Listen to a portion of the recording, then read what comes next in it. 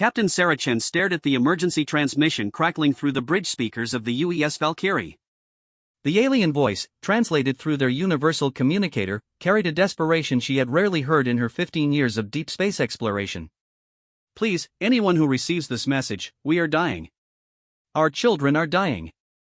The Korthak hegemony has overwhelmed our defenses. We are the Volani of the Kepler 442 system. We have no weapons capable of stopping them. They harvest our young for their slave markets. If there is mercy in the galaxy, please help us. The transmission cut to static, leaving the bridge of the human exploration vessel in uncomfortable silence. Sarah looked around at her crew of 35, seeing the same expression on every face that she felt in her gut. The Volani were one of the few alien species humanity had encountered that showed genuine peaceful intentions. Their first contact 3 years ago had been marked by gift exchanges and cultural sharing rather than territorial disputes. Commander Jake Morrison, her second-in-command, spoke first. Captain, we're not a military vessel. We've got some defensive capabilities, but we're explorers, not soldiers. Sarah nodded, understanding his concern. The Valkyrie was equipped with standard defensive systems and a small complement of security personnel, but they were designed for scientific missions and protecting against pirates, not fighting a full-scale war against an unknown alien military force. Lieutenant Maria Santos, their communications officer, looked up from her console. I'm picking up additional signals from the Kepler system. The distress calls are coming from multiple planets. It's not just one colony, Captain. The entire Volani civilization is under attack. The bridge's main screen displayed what their long-range sensors could detect of the Kepler 442 system. Even from their current position, 12 light-years away, they could see the energy signatures of massive ships and weapons fire. The scale of the conflict was staggering. Dr. Elena Vasquez, the ship's xenobiologist and the person who had led the first contact mission with the Volani, stepped forward. Captain, you've seen their society. They're peaceful farmers and artists. They've never developed serious military technology because they've never needed it. Their weapons are basically hunting tools. Whatever this Korthak hegemony is, the Volani don't stand a chance. Sarah remembered her visit to the Volani homeworld. The aliens were tall, graceful beings with iridescent skin that shifted colors with their emotions. Their cities were works of art, integrated seamlessly with their natural environment. Children played in crystal gardens while adults created beautiful music and poetry. The idea of such a peaceful people being enslaved or destroyed made her stomach turn. What do we know about the Korthak hegemony? She asked. Chief Intelligence Officer David Park accessed his files. Not much, I'm afraid. We've heard rumors from some of the trading stations on the edge of known space. They're described as a militaristic empire that expands through conquest and slavery. Reports suggest they have advanced weapons technology and superior numbers. How superior? Morrison asked. Park's expression was grim. According to the few survivors who've encountered them and lived, their standard battle fleet consists of ships 3 to 4 times larger than our biggest vessels. They're said to use energy weapons that can crack planetary surfaces and have shielding technology that makes them nearly invulnerable to conventional weapons. The weight of the situation settled over the bridge crew. They were talking about an enemy that could potentially destroy their ship without breaking stride in their conquest of the Volani system. Ensign Tommy Rodriguez, barely 22 and fresh out of the academy, raised his hand tentatively. Captain, what about Earth Fleet? Couldn't we call for backup? Sarah shook her head. Earthfleet's nearest battle group is 6 months away, minimum. By the time they could mobilize and reach the Kepler system, there wouldn't be any Volani left to save. The silence stretched as everyone processed the hopelessness of the situation. Sarah found herself thinking about her last conversation with Sethara, the Volani cultural ambassador who had become something of a friend during the diplomatic exchanges. The alien had shown her pictures of her offspring, small versions of herself with the same curious, gentle nature. The thought of those children being torn from their families and sold into slavery made her hands clench into fists. Captain, Dr. Vasquez said quietly, there is something you should consider. The Volani aren't just peaceful by choice. They're physiologically incapable of the kind of violence that warfare requires. Their nervous systems are designed for cooperation and empathy. When they encounter aggression, their instinct is to flee or submit, not to fight. They literally cannot defend themselves the way other species might. This information hit Sarah like a physical blow. The Volani weren't just choosing not to fight, they were biologically incapable of effective resistance. It made their situation even more desperate and heartbreaking. Morrison leaned closer to Sarah, speaking in a low voice meant only for her ears. Sarah, I know what you're thinking. But we have to consider our own crew. If we go up against this hegemony, we're probably not coming back. Is that fair to the 35 people who trusted us to keep them safe? It was the question Sarah had been dreading. As captain, her first responsibility was to her crew. Every person on this ship had families back on Earth, dreams and plans for the future. Taking them into what amounted to a suicide mission would be a betrayal of their trust. But, as she looked around the bridge, she realized her crew was having the same internal struggle she was. These were good people, explorers and scientists who had chosen careers dedicated to understanding and helping others. The idea of abandoning an entire peaceful civilization to slavery and death went against everything they believed in. Lieutenant Santos spoke up again. Captain, I'm continuing to monitor the Volani transmissions. The situation is deteriorating rapidly. Their major population centers are falling one by one. Current estimates suggest they have perhaps 48 to 72 hours before complete conquest. The timeline made everything worse. Even if Earth fleet could be convinced to act immediately, there was no way to mount a rescue in time. If anyone was going to help the Volani, it would have to be them, and it would have to be now. Dr. Vasquez pulled up a holographic display showing the Volani homeworld. Captain, there are approximately 40 million Volani across their 3 inhabited planets. If the reports about the Korthak slave markets are true, we're talking about the enslavement or death of an entire peaceful species. Sarah stared at the display, seeing not just numbers but faces. Zephyra's face. The faces of the Volani children she had met, with their wide, curious eyes and gentle questions about human culture. The artists who had created beautiful sculptures in her honor. The musicians who had composed songs celebrating the friendship between their species. Engineer Chief Robert Kim, who had been silent until now, cleared his throat. Captain, I've been running some calculations on our defensive capabilities. We're not helpless. Our kinetic barriers are military grade, and our railguns, while intended for asteroid clearing, pack a significant punch. If we were smart about it, used guerrilla tactics instead of direct confrontation. Sarah looked at him with interest. Kim was not prone to optimism or reckless suggestions. If he was proposing they could make a difference, it was worth hearing. What are you thinking, Chief? Kim brought up technical schematics on his console. The Valkyrie wasn't designed as a warship, but she was built tough for deep space exploration. Our hull can take a lot of punishment, and our engines are faster than anything the major powers field. If this Korthak hegemony is used to fighting conventional opponents, they might not be prepared for hit-and-run tactics. Morrison frowned. Even if we could damage a few of their ships, what difference would it make? You said yourself they have superior numbers and firepower. Maybe not much, Kim admitted. But every Korthak ship we take out is time for Volani civilians to escape. Every hour we buy them is thousands of lives saved. The bridge fell silent again as everyone contemplated the engineer's words. It wasn't about winning an impossible war, it was about buying time and saving as many innocent lives as possible. Dr. Vasquez accessed her xenological files. There's something else to consider. The Volani have detailed knowledge of their system's asteroid fields, spatial anomalies, and hidden bases. If we could coordinate with their remaining leadership, we might be able to set up safe zones and evacuation routes. Sarah felt something shifting in her chest, a resolve hardening like cooling metal. She looked around at her crew, seeing the same determination growing in their eyes.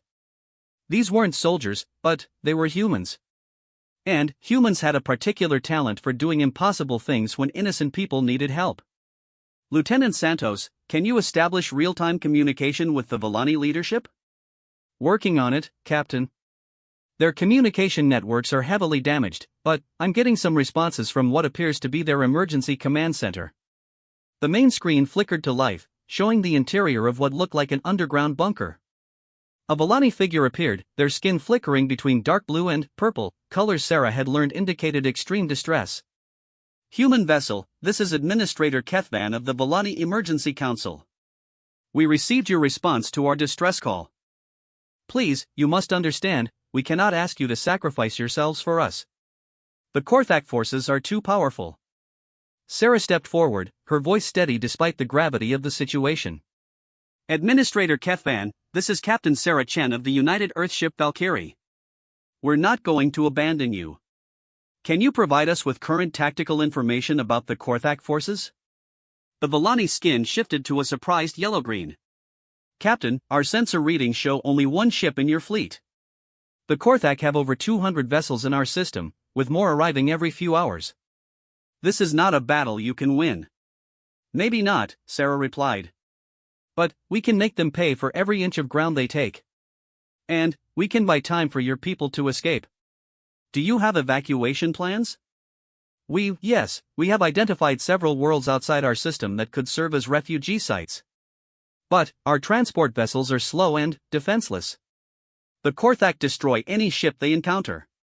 Sarah exchanged looks with her crew. The determination she saw reflected back at her told her everything she needed to know about what came next. Administrator, we're going to escort your evacuation ships out of the system. But we need your help to make it work. Can your people identify the Korthak command structure? Their largest ships, their communication hubs? You're planning to attack them directly? The Volani's skin flickered with what Sarah recognized as confusion mixed with awe. We're planning to cause as much chaos and destruction as we can manage, Sarah said grimly. Humans have a saying, we may not be the biggest dog in the fight, but we bite the hardest. Morrison stepped up beside his captain. Captain, we're with you. All of us. He looked around the bridge, receiving nods from every crew member present. Sarah felt a surge of pride in her people. They understood the odds as well as she did, but they were choosing to stand up for what was right regardless of the personal cost. Administrator Kefvan, we're going to need detailed maps of your system, particularly any areas where we can set up ambushes or use natural cover. We'll also need to coordinate with your evacuation teams to maximize the number of people we can get to safety. The Volani leader's skin began to shift toward brighter colors, indicating hope. Captain, our cartographers are transmitting all available data now. We have approximately 15 million Volani ready for immediate evacuation, but our transport capacity is limited. We'll work with what we have, Sarah said. Chief Kim, how long until we reach the Kepler system at maximum burn? 18 hours, Captain. Though I should warn you, running the engines that hard will leave us with limited maneuvering power once we arrive. Do it. Navigator Williams, plot the most direct course to the Volani homeworld. Communications, continue monitoring Korthak transmissions. I want to know everything we can about their fleet composition and tactics before we arrive. As the crew dispersed to their tasks, Sarah remained on the bridge, staring at the display showing the distant battle. In 18 hours, they would either be heroes or dead. Probably both. But, as she watched her crew working with focused determination, preparing for what might be their final mission, Sarah knew they were making the right choice. The universe was a dangerous place, filled with predators who saw peaceful species as easy prey. Someone had to stand up for the defenseless, even when the odds were impossible. And if there was one thing humans were good at, it was proving that impossible odds just meant they had to be more creative in their approach to winning. The Valkyrie dropped out of hyperspace at the edge of the Kepler 442 system, and Sarah immediately understood why the Volani had sounded so desperate. The tactical display showed a nightmare of destruction spread across 3 planets. Massive Korthak vessels, each the size of small cities, hung in orbit around the Volani worlds like mechanical vultures. Smaller attack craft swarmed between them, hunting down any Volani ship that tried to escape. Jesus Christ, Morrison whispered, staring at the sensor readings. There are over 300 ships in their fleet now. And those battle cruisers, each one could probably take on half of Earth fleet. Sarah studied the enemy formation with a tactical eye. The Korthak had arranged their forces in a classic siege formation, with their largest ships maintaining orbital blockades while their smaller vessels conducted ground operations and pursuit missions. It was efficient, overwhelming, and exactly what she had expected from a military force that had conquered multiple star systems. What they probably hadn't expected was a single human ship crazy enough to challenge them. Chief Kim, are our modifications ready? Sarah asked. Over the past 18 hours, the engineering team had worked miracles with their limited resources. They had reconfigured the Valkyrie's mining charges into makeshift torpedoes, overcharged their railguns, and rigged their communication array to broadcast false sensor signatures. It wouldn't make them a match for a Korthak battlecruiser, but it might let them punch above their weight. Ready as we'll ever be, Captain. The railguns are loaded with tungsten penetrator rounds, and we've got 47 improvised warheads ready to deploy. Fair warning though, some of these modifications are one use only. Once we start this fight, there's no going back. Lieutenant Santos looked up from her communications station. Captain, I'm receiving a tight beam transmission from the Volani Emergency Council. They've managed to get 12 transport ships loaded with civilians, but the Korthak are closing in on their position. The transports are requesting immediate escort out of the system. Sarah nodded. Show me their position.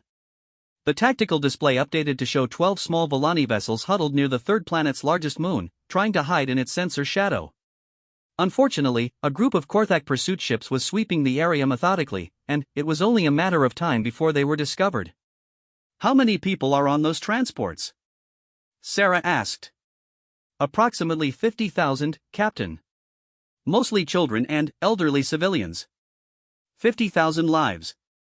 Sarah felt the weight of responsibility settle on her shoulders like a physical burden. Every decision she made in the next few hours would determine whether those people lived or died. Navigator Williams, plot an intercept course for the Korthak pursuit group. Chief Kim, are those false sensor signatures ready? Ready, Captain. We can make ourselves look like a Korthak patrol vessel for maybe 30 minutes before they figure out the deception. That'll have to be enough. Execute the masquerade protocol. The Valkyrie's external appearance began to shift as holographic projectors created an illusion of Korthak hull markings and ship configuration. It wasn't perfect, but, at long range and, with the chaos of ongoing military operations, it might fool their enemies long enough to get close. As they approached the pursuit group, Sarah opened a communication channel using the Korthak command frequencies they had intercepted. Dr. Vasquez, who had been studying alien languages for years, had managed to piece together enough of their military protocols to create a convincing deception. Korthak Command, this is Patrol Unit, Sarah looked at Vasquez, who held up a datapad with alien characters. Korthak 774, Vasquez whispered. Patrol Unit Korthak 774 reporting to assist with civilian sweep of Sector 12, Sarah transmitted. There was a pause before a harsh, guttural voice responded in accented but understandable English. Korthak 774, you are not on our patrol roster. Identify yourself and explain your presence. Sarah's heart rate spiked, but she kept her voice calm. Command, we were reassigned from the outer perimeter to assist with transport interdiction. Do you require our authorization codes? Another pause, longer this time. Sarah could almost feel the Korthak commander's suspicion growing through the communication link. Korthak 774, maintain your current course and prepare for identity verification, came the reply. They're getting suspicious, Morrison warned. Long-range sensors show the pursuit group altering course to intercept us. Sarah made a quick decision. All hands, prepare for combat. Navigator, take us directly toward those transports at maximum acceleration. Chief, prepare to drop the masquerade and go to full combat mode. The Valkyrie surged forward, dropping its holographic disguise and revealing its true human configuration. The reaction from the Korthak forces was immediate and violent. Multiple contacts locking weapons on us, Santos reported. They're not bothering with warnings. Evasive maneuvers. Kim, light them up. The space around the Valkyrie erupted into chaos as Korthak energy weapons began firing. Their beams were devastating, turning asteroids to vapor and leaving glowing scars across the moon's surface. But the human ship's smaller size and superior maneuverability allowed it to dance between the incoming fire like a fighter jet among elephants. The Valkyrie's railguns spoke in return, sending tungsten penetrator rounds screaming across space at a significant fraction of light speed. The first Korthak pursuit ship to take a hit discovered that human kinetic weapons had a tendency to punch completely through alien hull armor, regardless of energy shields. Direct hit on the lead pursuit vessel, reported weapons specialist Karen Hughes. Their shields absorbed maybe 20% of the impact. The round went straight through their engine section. The damaged Korthak ship began to drift, venting atmosphere and debris. But there were still 5 more ships in the pursuit group, and they were now converging on the Valkyrie with murderous intent. Transport ships are beginning their escape run, Santos announced. But they're slow and defenseless. The Korthak will catch them easily once they deal with us. Sarah gritted her teeth. The plan had been to cause enough confusion to let the transports escape, but the enemy was adapting faster than she had hoped. They needed something dramatic to shift the balance. Chief, deploy the improvised warheads. Target their sensor arrays and communication systems. If we can't outfight them, maybe we can blind them long enough for the transports to get away. Kim's fingers flew over his console. Warheads away. Targeting the command ship's sensor cluster. The makeshift torpedoes were crude compared to military ordnance, but they had one advantage: the Korthak defensive systems weren't calibrated to intercept mining charges modified with proximity fuses and overcharged explosive compounds. 3 of the warheads made it through their point defense systems and detonated against the command ship's hull. The explosions weren't enough to destroy the massive vessel, but they did something almost as valuable: they knocked out its primary sensor array and communication hub. Suddenly, the remaining pursuit ships were operating without central coordination. Now we've got them, Morrison said grimly. Hughes, concentrate fire on their weapon systems. If we can't kill them, maybe we can defang them. The Valkyrie continued its deadly dance, using every trick in the book to stay ahead of the Korthak weapons while systematically dismantling their ability to fight back. Human tactics, developed through centuries of warfare against other humans, proved surprisingly effective against aliens who relied heavily on superior technology and brute force. But the victory was short-lived. Long-range sensors detected new contacts approaching from the inner system, a full Korthak battle group consisting of 2 heavy cruisers and a dozen escort vessels. Well, that's not good, Williams muttered from the navigator station. Sarah assessed the situation quickly. The transport ships were still only halfway to the system's edge, and the approaching battle group would be in weapons range within minutes. Even with their current success against the pursuit ships, the Valkyrie couldn't possibly fight off a force that size. Santos, contact the transport convoy. Tell them to scatter and make best speed for the edge of the system. We'll try to buy them more time. Captain, Dr. Vasquez interrupted, I'm detecting something unusual in the asteroid belt between us and the approaching battle group. The Volani data indicated several mining installations in that area. Sarah's tactical mind immediately saw the possibility. Chief, how much of our mining equipment is still functional? Kim looked confused but answered quickly. Most of it, Captain. Why? Because we're going to give the Korthak a lesson in human engineering. Navigator, set course for the asteroid belt. Maximum burn.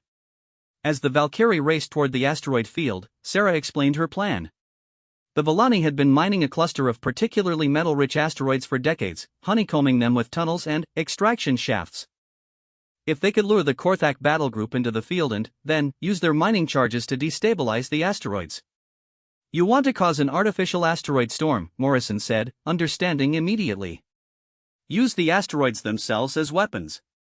Exactly. The Korthak ships are powerful, but they're also large and not particularly maneuverable. If we can create enough chaos in the field, their size becomes a disadvantage. The plan was risky, bordering on suicidal. But, as they entered the asteroid field, Sarah could see it was their best chance of buying the transport ships enough time to escape. Chief, prepare all remaining mining charges for simultaneous detonation. Target the largest asteroids in the field. Captain, that's going to create a debris field covering several thousand cubic kilometers. We'll have to navigate out of here before the charges blow, or we'll get caught in our own trap. Then, we better work fast. Hughes, concentrate all weapons on the lead battlecruiser.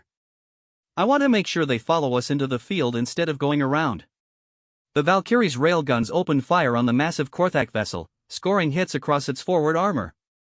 The damage was minimal compared to the ship's overall mass, but it was enough to enrage the enemy commander. The entire battle group altered course to pursue the human ship directly into the heart of the asteroid field. They're taking the bait, Morrison reported. All ships following us into the field. Sarah watched the tactical display as the Korthak vessels entered the maze of floating rock and metal. Their powerful shields protected them from small debris, but they were forced to reduce speed to navigate safely between the larger asteroids. Mining charges are in position, Kim announced. All charges report ready for detonation. Sarah took a deep breath.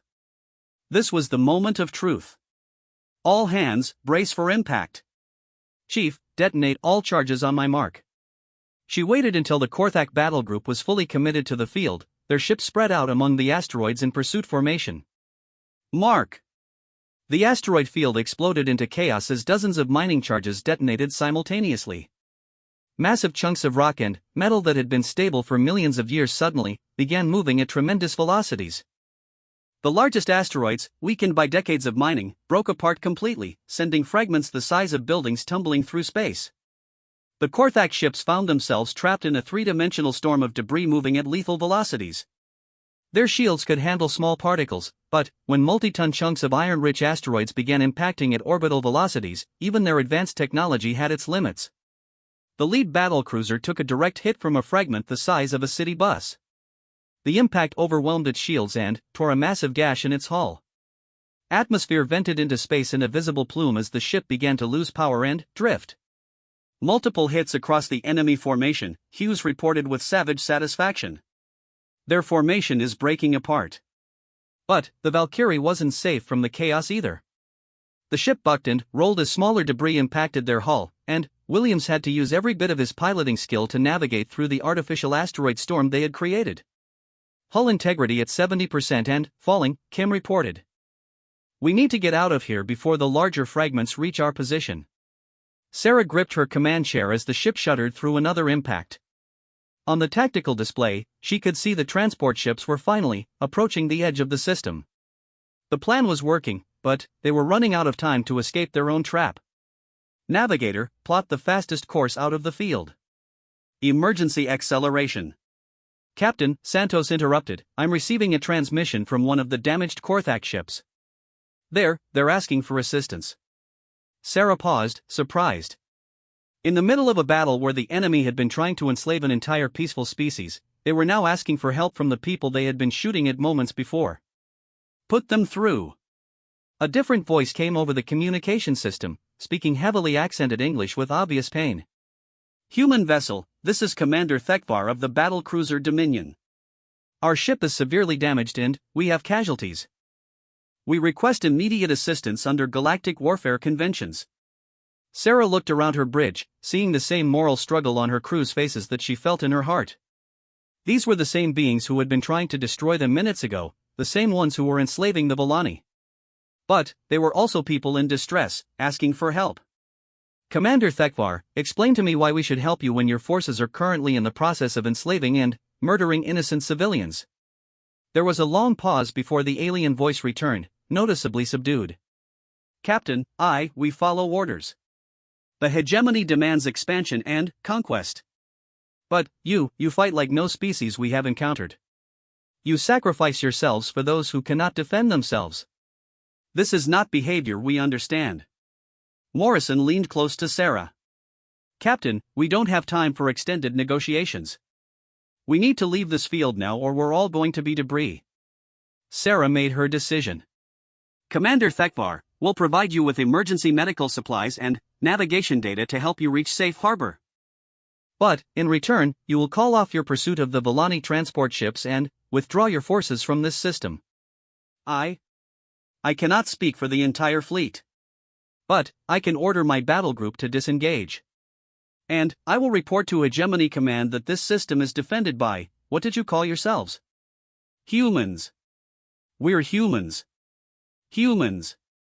I will report that this system is defended by humans, and that further conquest attempts would be inadvisable.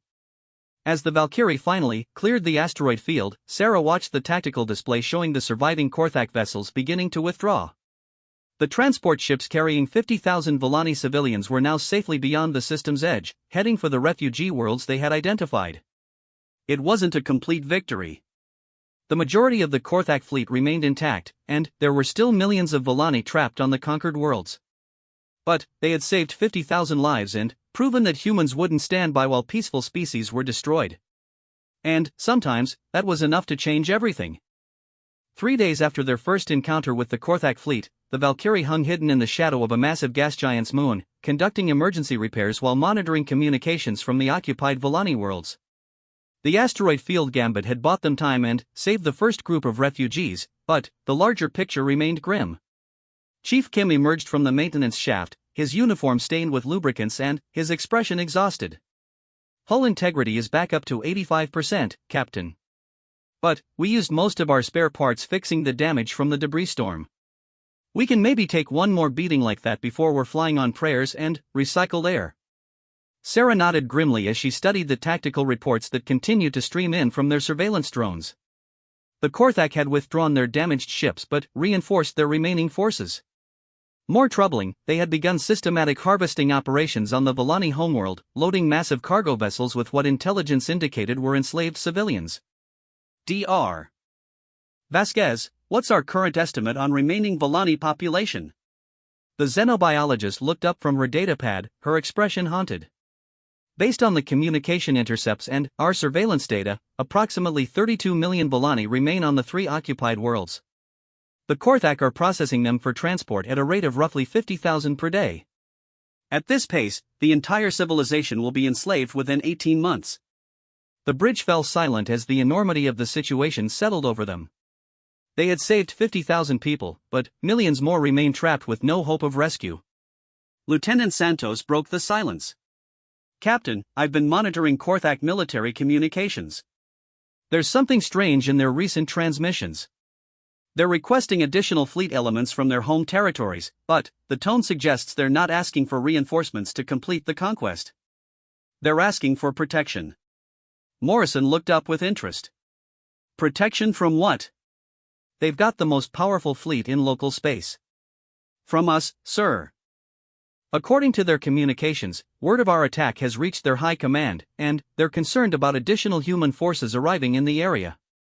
Sarah felt a spark of an idea beginning to form. "They don't know how many ships we have or where they are. For all they know, this could be the advance scout for a much larger human fleet." Chief Kim caught on immediately. "We could use that fear.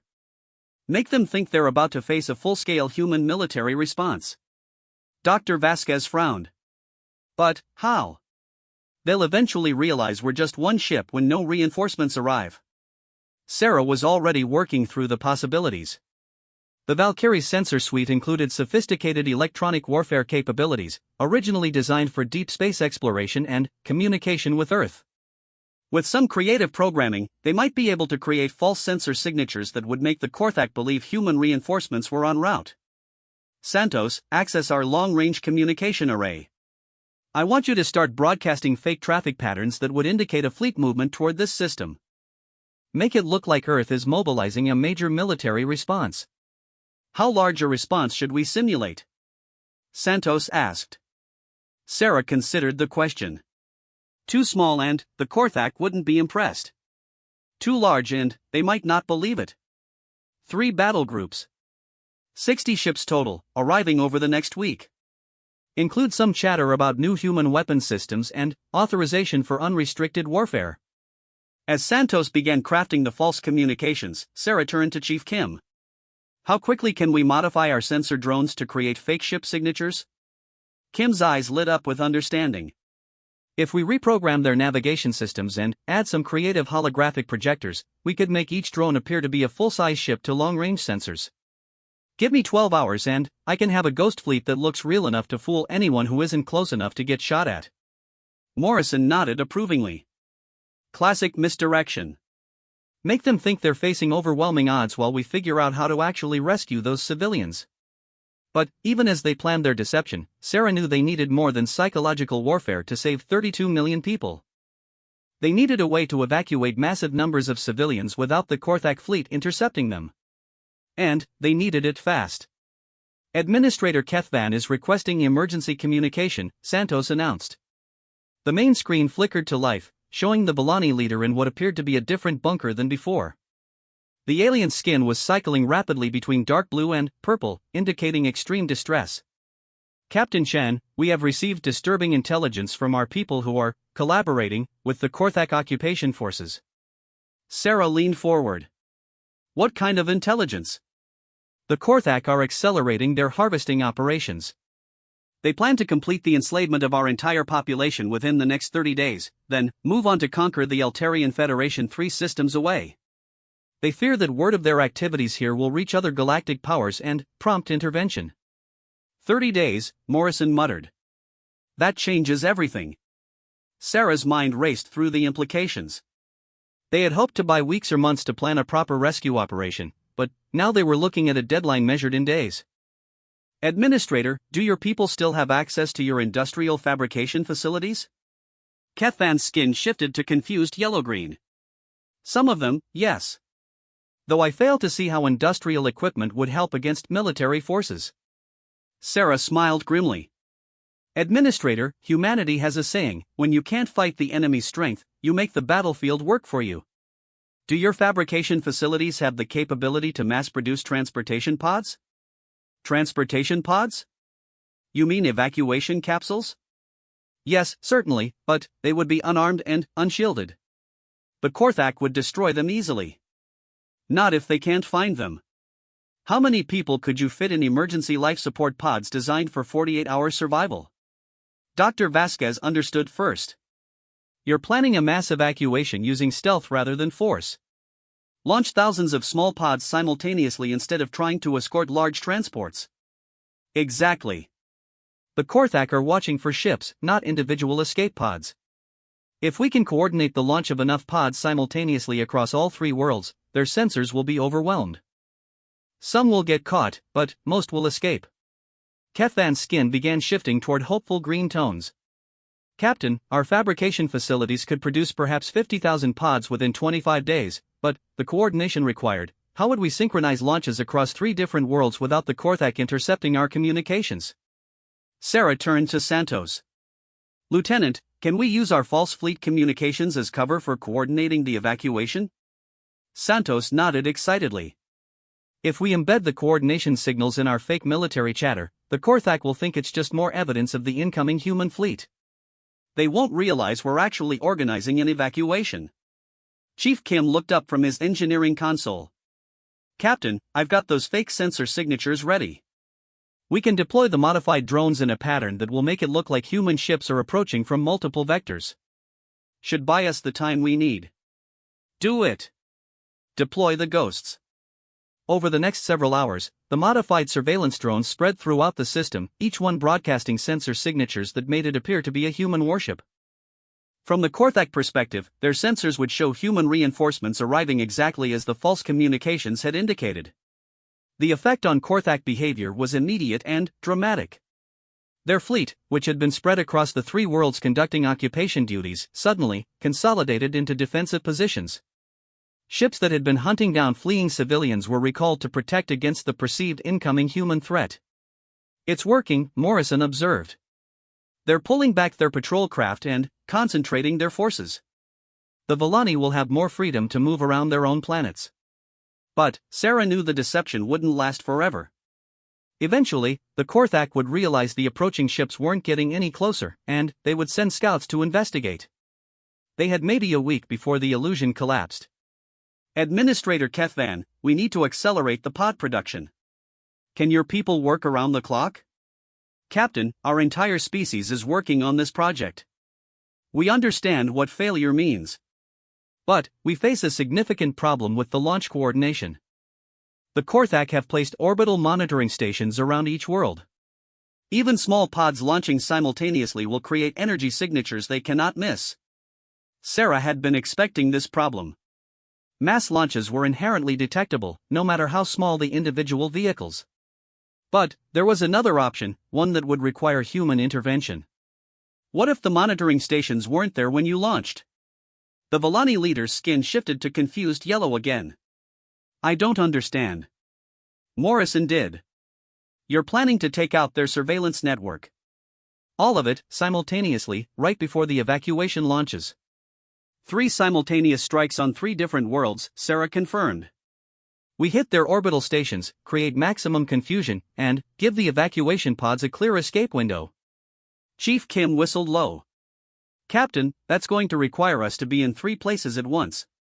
The Valkyrie can't attack targets on 3 different worlds simultaneously. Sarah had been thinking about that problem as well.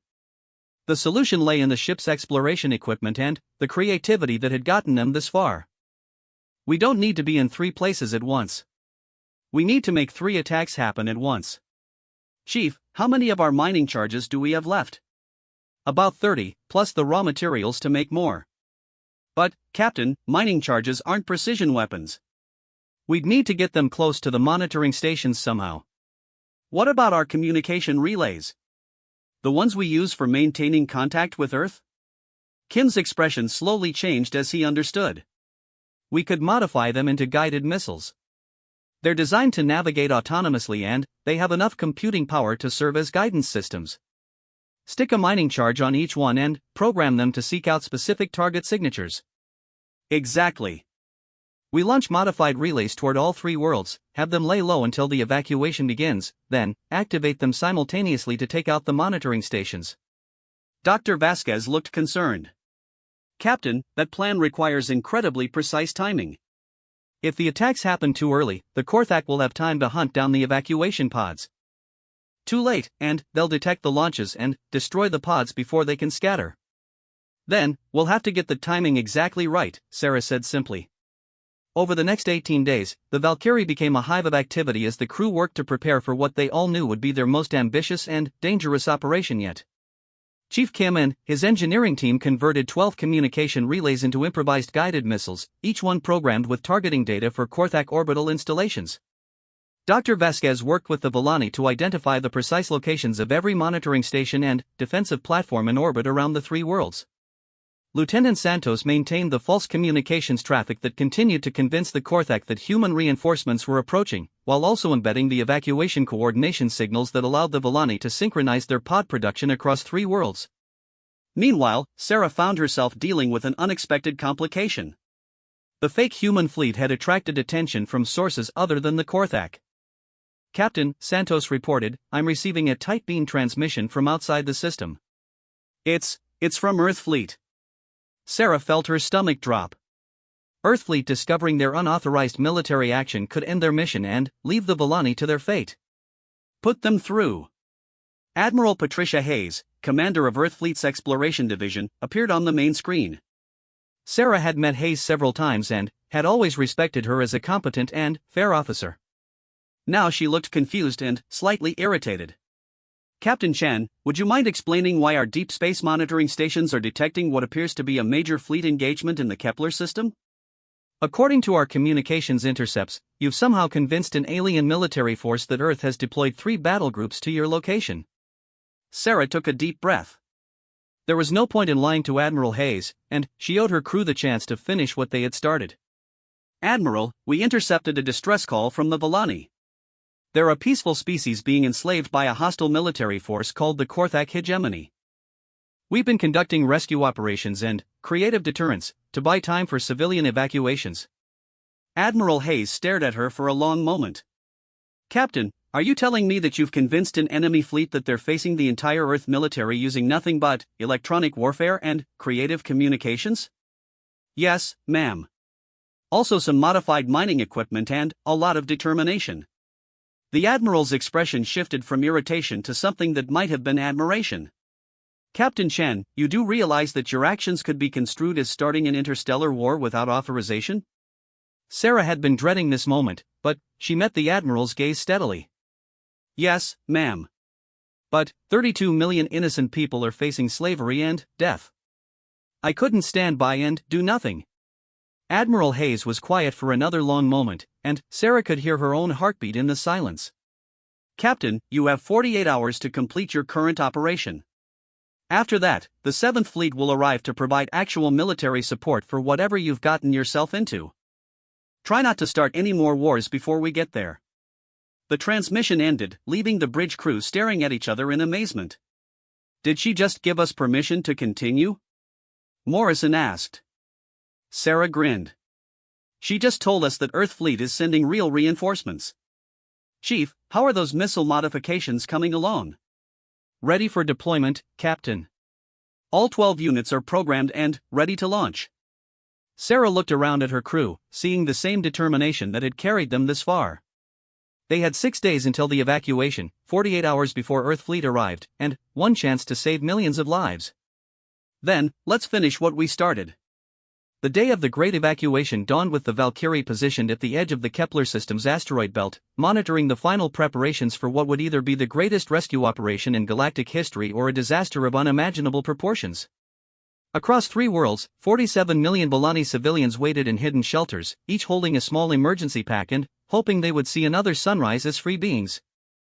Sarah stood on the bridge, watching the countdown timer that marked 23 hours until Earth fleet's arrival.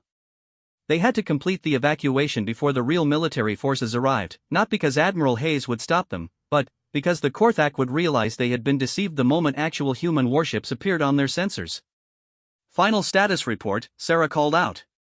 Chief Kim looked up from his engineering console.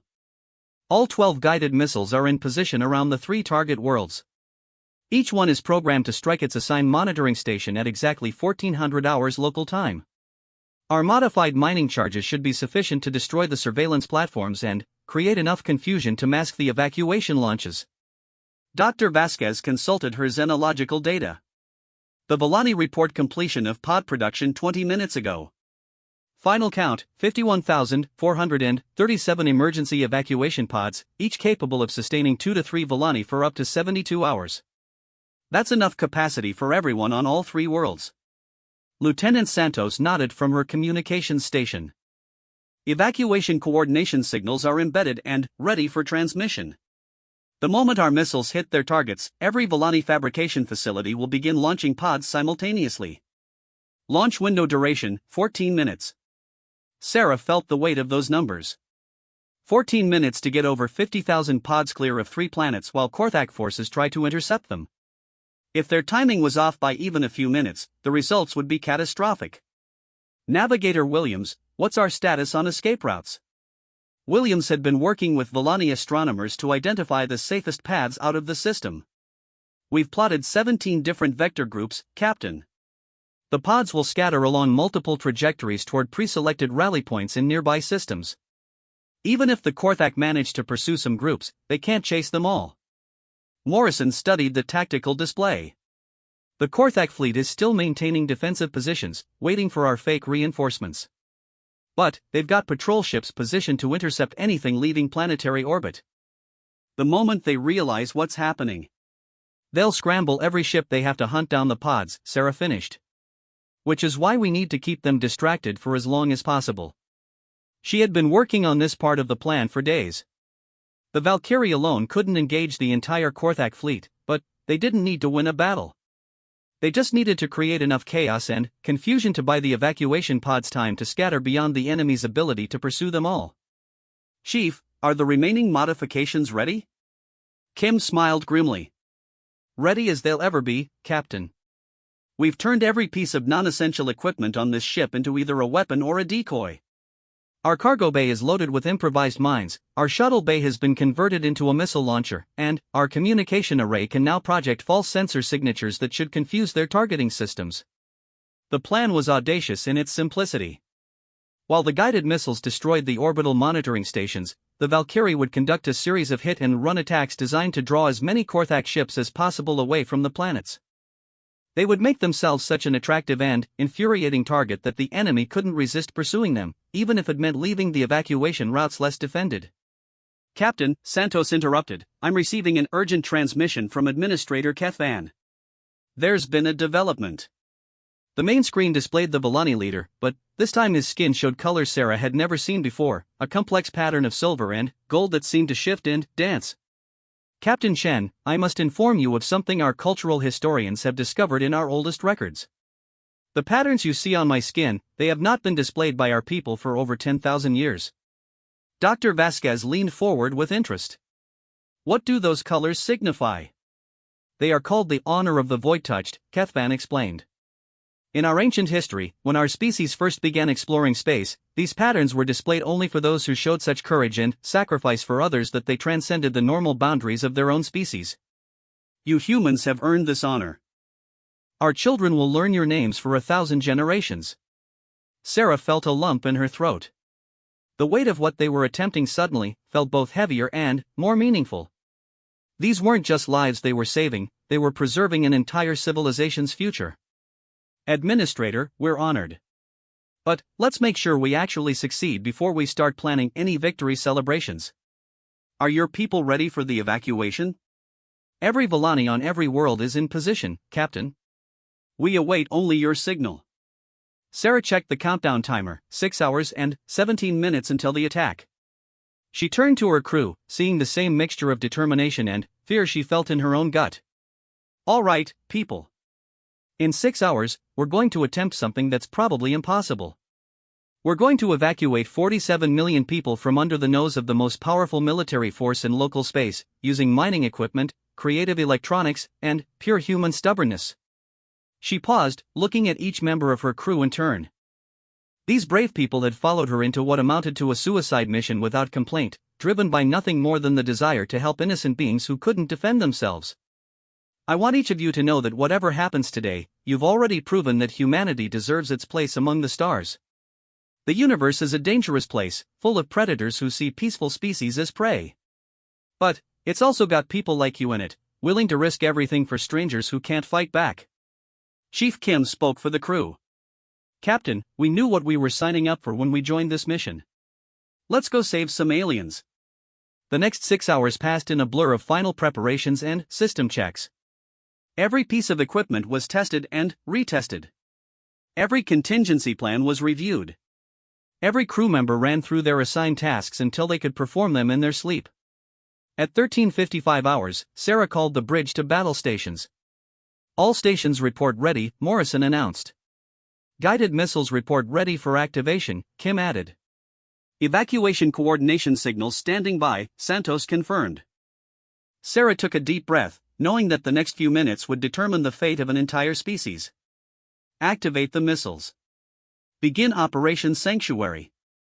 Across the 3 Volani worlds, 12 guided missiles that had been drifting silently in orbit suddenly came to life. Their modified navigation systems locked onto the Korthak monitoring stations with mechanical precision, and their improvised warheads armed themselves as they began their final approach.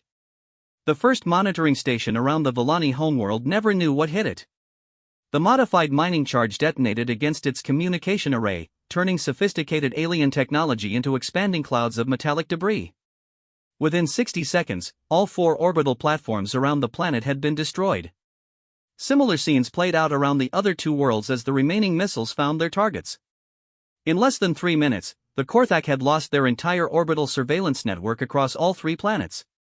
All missiles successfully impacted, Kim reported with satisfaction. The Korthak orbital monitoring capability is completely eliminated. Begin evacuation launches, Sarah ordered. Lieutenant Santos transmitted the coded signal that Volani fabrication facilities had been waiting for. Across 3 worlds, massive industrial complexes that had spent weeks producing emergency evacuation pods suddenly became launch platforms for the greatest exodus in galactic history. The first pods began lifting off from the Volani homeworld like seeds scattered by a cosmic wind. Small, simple vehicles with just enough power to reach orbit and basic life support for the journey ahead. They carried no weapons, no shields, nothing that could be considered militarily threatening. Just desperate people hoping for a chance at freedom. First wave launches successful, Santos reported. Pod count climbing rapidly. Current count, 3,000 and rising. On the tactical display, Sarah could see the evacuation unfolding in real time. Streams of small contacts began appearing around each planet as the pods reached orbit and started their programmed escape routes. It was beautiful and terrifying at the same time. But the Korthak response was swift and brutal. Deprived of their monitoring stations, they had been caught off guard by the evacuation, but they weren't helpless. Patrol ships began breaking from their defensive positions to intercept the fleeing pods, and energy weapons started lancing out to destroy the defenseless civilians. Multiple pods destroyed in the first vector group, Williams reported grimly. The Korthak are focusing their interdiction efforts on the most direct escape routes. Sarah had expected this. The evacuation plan had built-in redundancy for exactly this reason. Some pods would be lost, but the enemy couldn't be everywhere at once. Time to give them something else to think about. Navigator, take us directly toward the main Korthak battle group. Maximum acceleration. The Valkyrie surged forward, dropping its stealth systems and broadcasting its presence across every sensor frequency it could manage. Sarah wanted the enemy to know exactly where they were and exactly how angry they were. Chief, target their command ship with everything we've got. Let's see how they like having their day interrupted. The human ship's weapons opened fire on the massive Korthak battlecruiser, sending tungsten penetrator rounds and improvised missiles screaming across space. The enemy's shields absorbed most of the damage, but the psychological effect was exactly what Sarah had hoped for. Multiple Korthak vessels breaking formation to pursue us, Morrison reported. Looks like at least 15 ships turning away from planetary interdiction duties. Sarah smiled grimly. Every ship chasing the Valkyrie was a ship that couldn't hunt down helpless evacuation pods. The space battle that followed was unlike anything the Korthak had ever experienced. Human tactics, developed through centuries of warfare against other humans, emphasized speed, deception, and asymmetrical thinking. The Valkyrie used every dirty trick in the book, from false sensor signatures to improvised mines scattered in its wake. But the enemy had overwhelming firepower and numbers. Energy beams that could vaporize asteroids began finding their mark against the Valkyrie's hull, and its shields were beginning to fail under the sustained bombardment. Hull integrity down to 40%, Kim reported. We can't take much more of this punishment. On the tactical display, Sarah could see the evacuation continuing across all three worlds. Thousands of pods were now clear of planetary orbit and scattering along their planned escape routes. But thousands more were still launching, and the Korthak were beginning to adapt their pursuit tactics. Santos, what's the status of the evacuation? 70% complete across all three worlds. But the Korthak are bringing up additional ships to intercept the later launches. We need more time. Sarah knew there was only one way to buy that time. The Valkyrie had to continue drawing enemy fire, no matter what the cost to themselves. Chief, transfer all remaining power to engines and weapons. Life support to minimum. We're going to ram right through their formation. Morrison looked at her with concern. Captain, that's a suicide run. Our hull can't take that kind of punishment. Maybe not. But we're going to save as many Volani lives as we can before this ship gives out. As the Valkyrie charged directly into the heart of the Korthak battle group, Sarah watched the tactical display showing thousands of small pods fleeing toward safety. Each dot represented 2 or 3 innocent beings who would live to see another day, who would rebuild their civilization on distant worlds, who would remember that when their species faced extinction, humans had chosen to help rather than look away. Whatever happened to the Valkyrie, that would be enough. The Valkyrie screamed through the Korthak battle formation like a comet of human determination, her hull glowing with energy discharges from dozens of impacts. Sarah gripped her command chair as the ship shuddered through another direct hit, watching the tactical display as more evacuation pods cleared planetary orbit with each passing second. Hull integrity down to 20%, Chief Kim reported, his voice strained as he fought to keep the ship's systems functional. Captain, we're losing atmosphere on decks 3 through 7. I've sealed the breaches, but we can't take many more hits like that. The Korthak had finally realized what the humans were doing.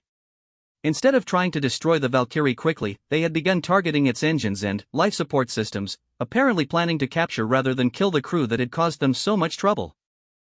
They want us alive, Morrison observed grimly. Probably for interrogation about human military capabilities. Sarah had no intention of giving the enemy that satisfaction. Santos, what's the evacuation status? 87% complete. The Korthak pursuit ships are having trouble tracking all the scattered pod groups, but they're still intercepting some of the later launches. Through the bridge's main view screen, Sarah could see one of the massive Korthak battlecruisers maneuvering to block their escape route. The alien vessel was easily 10 times the size of the Valkyrie, armed with weapons that could level cities and protected by shields that had shrugged off everything the humans could throw at them. But, as Sarah stared at the approaching enemy ship, she realized something important. The Korthak had made the same mistake that so many of humanity's enemies had made throughout history. They had assumed that superior technology and firepower automatically meant victory. Chief, do we still have that cargo bay full of improvised mines? Kim nodded, understanding immediately. 43 devices, each one programmed to detonate on proximity to large metal objects. But, Captain, we'd have to get awfully close to deploy them effectively. Close enough to ram? The bridge crew exchanged glances. Sarah's suggestion wasn't just dangerous, it was almost certainly suicidal. But it would also ensure that at least one of the Korthak's most powerful ships would never threaten innocent civilians again. Captain, Dr. Vasquez said quietly, I've been monitoring the Korthak communications. They're reporting our actions to their high command as evidence of a new type of warfare they don't understand. They're describing humans as the species that fights without regard for survival when protecting others. Sarah smiled grimly at that description. I can think of worse things to be remembered for. Lieutenant Santos looked up from her console. Captain, I'm receiving a transmission from the Korthak command ship. They want to talk. Put them through. The main screen displayed a Korthak commander, tall and imposing with dark metallic skin and eyes that glowed with an inner fire. When he spoke, his voice carried the authority of someone used to being obeyed without question. Human Captain, this is Fleet Commander Gordhak Prime of the Korthak Hegemony. You have fought with impressive determination, but your situation is hopeless. Surrender now, and your crew will be treated according to military conventions. Sarah stood up, meeting the alien commander's gaze directly. Commander, this is Captain Sarah Chen of the United Earthship Valkyrie. I have a counter-proposal. Withdraw your forces from this system and leave the Volani in peace, and we won't have to find out how much damage a desperate human crew can do to your fleet. The Korthak commander's expression shifted to what might have been amusement. Captain Chen, you command a single damaged ship against a fleet of over 200 vessels. What possible threat could you represent? Commander, let me tell you something about humans. We don't fight wars to win. We fight wars to make sure the other guy loses. And, sometimes, that means taking you down with us. Before the alien commander could respond, Sarah cut the communication and turned to her crew. All hands, prepare for ramming speed. Chief, set those mines to detonate on my command. Santos, transmit our final status report to Earth Fleet. I want them to know we completed the mission. As the Valkyrie accelerated toward the massive Korthak battlecruiser, Sarah watched the tactical display showing the final evacuation pods clearing the 3 Volani worlds. 93% of the population had escaped. Over 43 million lives saved. It was enough. But, just as the Valkyrie committed to its final attack run, space around them erupted with new energy signatures. Sarah's heart leaped as she recognized the distinctive hyperspace emergence patterns of human military vessels. Multiple contacts dropping out of hyperspace, Williams reported with excitement. 16 ships, human configuration. It's the Earth Fleet Advance Elements. The lead ship was the UES Thunderchild, a heavy cruiser that Sarah recognized from Earthfleet's public relations materials. As it dropped into normal space, it was already charging its weapon systems and accelerating toward the Korthak formation. Admiral Hayes's voice crackled over the communication system. Captain Chen, this is Admiral Hayes aboard the Thunderchild. Please alter course immediately and allow us to handle this situation. Sarah wanted nothing more than to comply, but the Valkyrie was committed to its attack run and they were too close to the enemy ship to safely change course. Admiral, we're unable to abort. Too close to enemy vessel. Request you take care of our evacuation pods. Understood, Captain. All Earth Fleet vessels, weapons free. Let's show these aliens what happens when they threaten peaceful species under human protection. What followed was the first major space battle between human and alien military forces, and it was nothing like the science fiction stories had predicted. Earthfleet ships were smaller and less heavily armed than the Korthak vessels, but they moved with a precision and coordination that spoke of centuries of human military tradition. The Korthak fought like the Empire. They were powerful, direct, relying on superior technology and brute force. Human tactics were different. They used coordinated attacks, electronic warfare, and a willingness to take casualties that seemed to confuse and unnerve the alien commanders. The Valkyrie, meanwhile, completed its suicide run against the Korthak command ship. At the last moment, Sarah ordered the deployment of all their improvised mines, creating a devastating explosion that overwhelmed the alien vessel's shields and sent it tumbling out of control. Hull breach on the enemy command ship, Morrison reported with satisfaction. Looks like they're losing power and life support. But their victory came at a cost. The explosion had damaged the Valkyrie's engines beyond repair, leaving them drifting helplessly in space with life support failing and multiple hull breaches threatening to tear the ship apart. All hands, prepare for emergency evacuation, Sarah ordered. Chief, how long before hull integrity fails completely? Maybe 10 minutes, Captain. We need to get everyone into the escape pods now. As the crew worked frantically to evacuate their dying ship, Sarah remained on the bridge, monitoring the battle between Earthfleet and the remaining Korthak forces. The humans were outnumbered 3-1, but they were winning through superior tactics and sheer determination. "Captain," Santos called out, "Admiral Hayes is requesting permission to beam you aboard the Thunderchild." Sarah looked around the bridge of the ship that had carried them through an impossible mission. The Valkyrie had started as an exploration vessel, but it would end as a symbol of humanity's refusal to abandon innocent people to slavery and death. "Tell the Admiral I'll be along shortly. I just need to make sure our ship's logs are properly transmitted to Earth Fleet Command."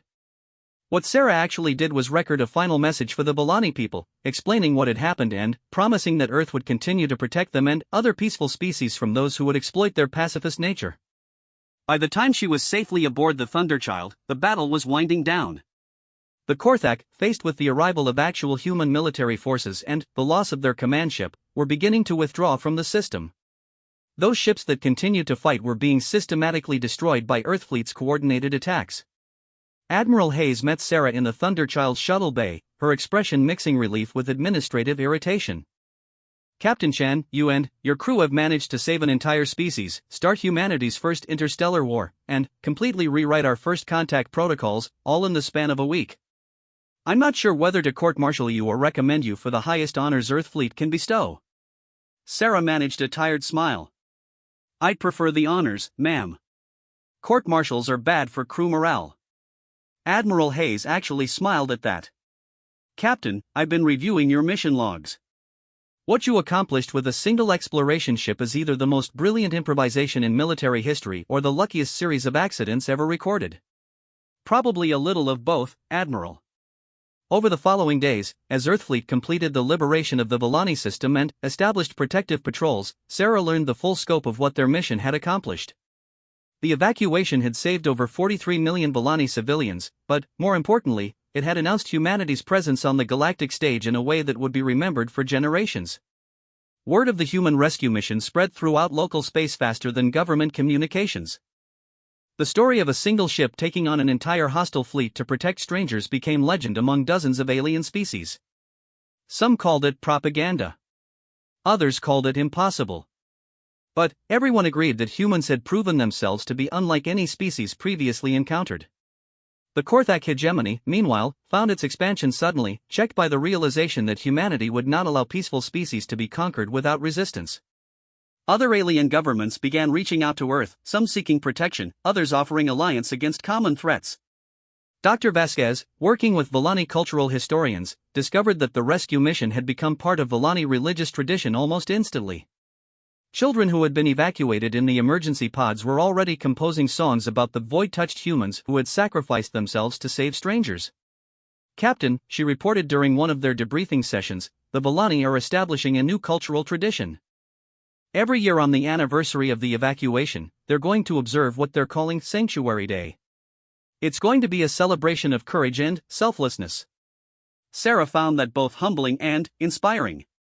They had set out to save lives, and ended up creating a legacy that would outlive everyone involved. 3 weeks after the battle, Sarah stood on the observation deck of the newly constructed human space station orbiting the Volani homeworld, watching as refugee ships began returning with Volani civilians ready to rebuild their civilization. The evacuation had been successful beyond their wildest hopes, but the real work was just beginning. Morrison joined her at the viewport, looking out at the bustling activity of a world rebuilding itself. "Any regrets, Captain?" Sarah considered the question seriously. They had lost the Valkyrie, started an interstellar conflict, and completely changed humanity's relationship with the galaxy. But they had also proven that humans would stand up for what was right, regardless of the cost. "No regrets, Jake. The universe needed to know that some species won't stand by while others are destroyed. I'm glad it was us who made that statement." As they watched, one of the returning refugee ships launched a small shuttle that approached the space station. Sarah recognized the approaching vessel as a Volani ceremonial transport, the kind used for important diplomatic functions. A few minutes later, Administrator Kethvan arrived on the observation deck, his skin displaying the same silver and gold patterns that indicated the highest honor his people could bestow. "Captain Chen, I bring word from the Volani High Council. We have voted unanimously to offer humanity a place in the Galactic Federation of Peaceful Worlds. Your species has proven that strength can be used to protect rather than to conquer. Sarah felt a surge of pride that had nothing to do with personal accomplishment and everything to do with what humanity had shown itself capable of when innocent lives were at stake. Administrator Kethvan, I'm honored to accept on behalf of Earth. But, I should warn you, protecting peaceful species from those who would harm them is probably going to become a human specialty. The Villani's skin shifted to what Sarah had learned were colors of joy and amusement. Captain, we are counting on exactly that. The galaxy is a dangerous place, but it is less dangerous now that humans are in it. As Sarah looked out at the stars, she realized that this was just the beginning. Somewhere out there were other peaceful species facing threats they couldn't handle alone. Other situations where a few determined humans might make the difference between civilization and catastrophe. The universe had just learned that humanity was willing to fight impossible odds to protect innocent people. And, knowing humans, that was a lesson they would reinforce again and again, wherever help was needed and heroes were in short supply. After all, that's what humans did.